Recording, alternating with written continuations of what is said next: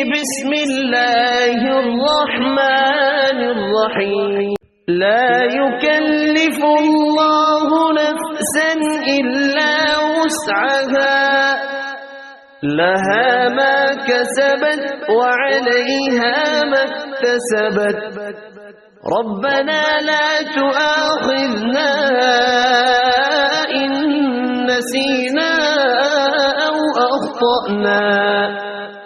ربنا ولا تحمل علينا إصرا كما حملته على الذين من قبلنا.